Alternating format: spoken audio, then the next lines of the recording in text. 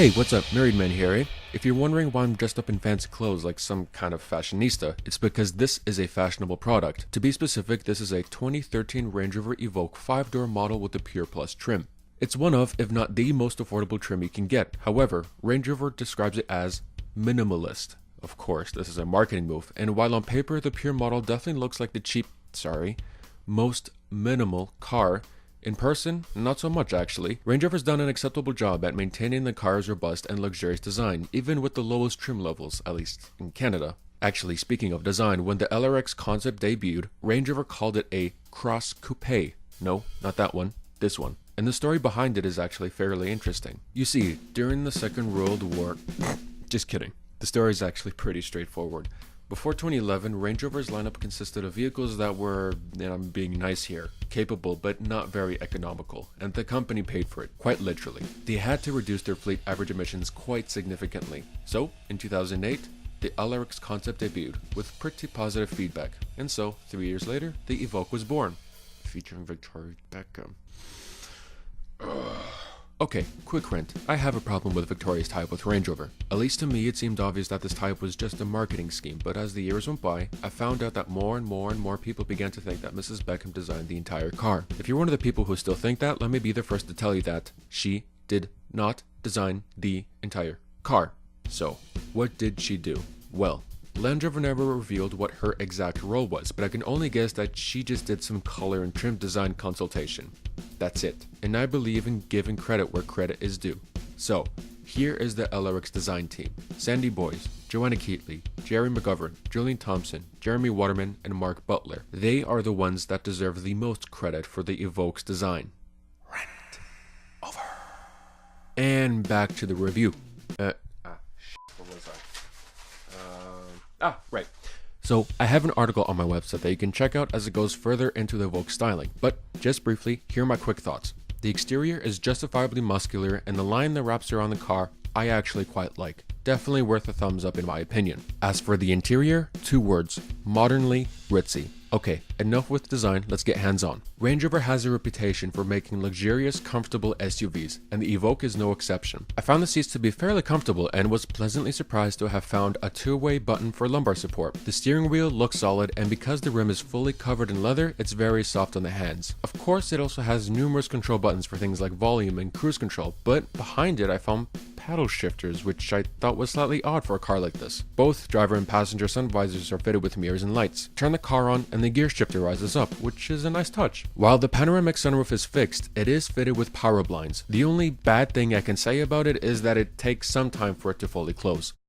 Okay, a lot of time. I can say with confidence that people up to 2 meters in height will just fit because I myself am just under 2 and still have some headroom left. As for the backseat area, it's tight but not in the way that you would expect. While headroom for me was still sufficient, there was absolutely no legroom left. However, it should be noted that the driver's seat is still adjusted to my position. So while it is possible to fit a 2-meter tall passenger behind another 2-meter tall driver, it doesn't mean that you should. However, if the driver were say about 190, then I'd be able to fit just fine. What about storage? How much is there? Well, the armrest area has a cubby box that is fitted with USB 2.0 and auxiliary ports. Also, there are 2 acceptably sized cup holders which can hold things like, say, a can of ginger ale, a 500ml water bottle, a new Blackberry, an old Blackberry, a wallet, a chocolate bar, a can of Red Bull, a can of Arizona iced tea, and a regular double-double from Timmy's that fits in perfectly. As for the cubby box, I was able to fit in a Game Boy Advance, my 2 Blackberries, and another chocolate bar. The glove box isn't as big as I want it to be, but I do like how there's a special compartment just for the manual, which leaves space for things like, say, a bag of chips and a drink. As for trunk space, well, it's not the best in its class. With the 60-40 split seats up, you'll get 575 liters of space, and with the seats down, 1445. For more on the Evoque's practicality, feel free to check out my in-depth article below. Okay, let's get this on the road.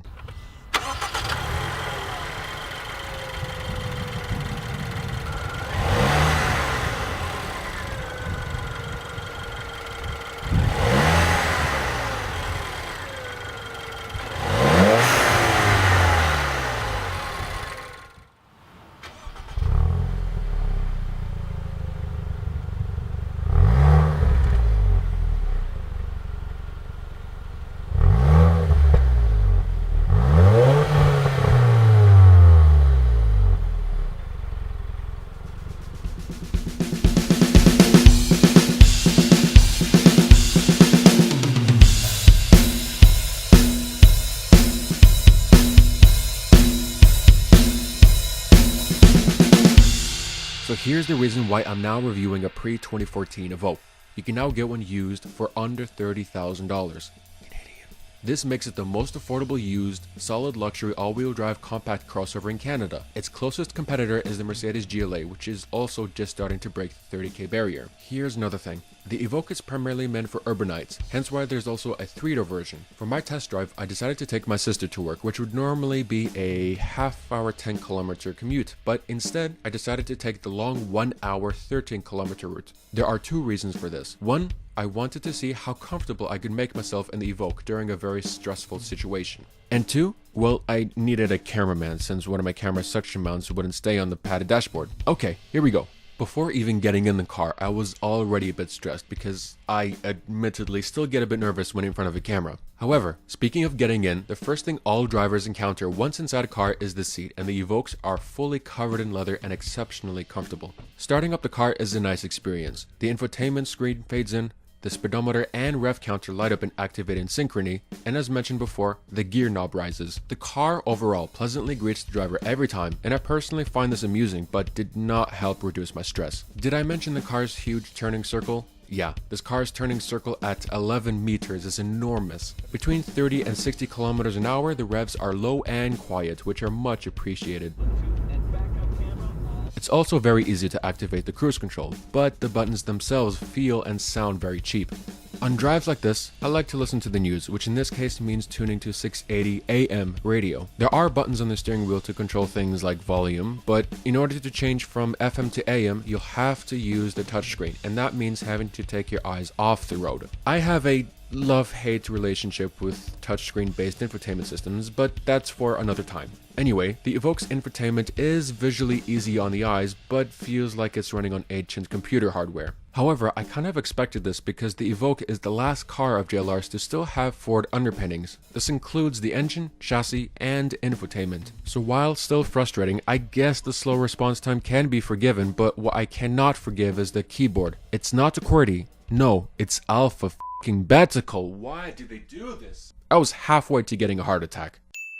At least when no address is entered, it shows your current location. One of the parts of the interior that has not changed since 2011 is the climate control, and very likely will remain the same until the next generation. I personally prefer to at least have physical AC controls because it makes for easy use and minimal distraction from driving. Having finally adjusted all of the car settings to my preferences and tuned into one of my favorite FM radio stations, I was beginning to calm down, but it was at this point that I reached the downtown core, where traffic worsened and was still 20 minutes away from Union Station.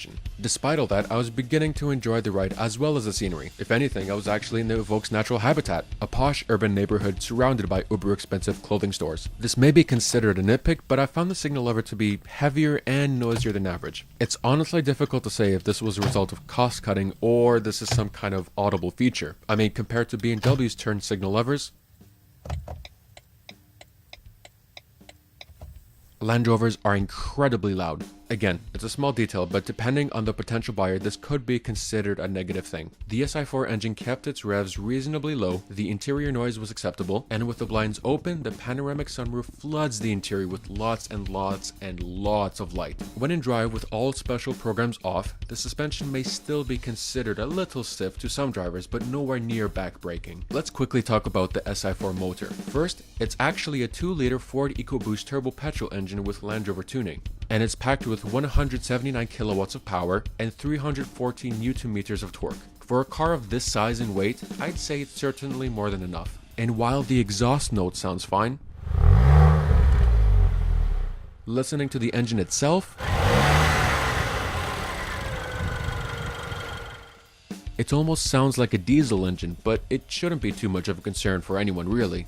What is the real concern though is the turbo lag. Depending on how hard you accelerate, it can take up to a full 3 seconds for the turbo to kick in. So don't expect to be the first off the line when the light turns green. Leave that to all the electric cars. For the remainder of the city drive, the only things that got me more stressed were the stinky diesel trucks and, well, primarily that one fucking cab driver that caught me off. Whoops. But other than that, I'd say I overall enjoyed my city drive with the Evoque. Okay, that's it. Thank you so much. Bonus round. After dropping off my sister, I still had some time left with the car. I originally wanted to take it on some good driving roads, but the closest one was 45 kilometers away. So I went to a nearby parking lot where I knew there was going to be lots of dirt and mud. This was the next best thing. Question is, how did it do? Well,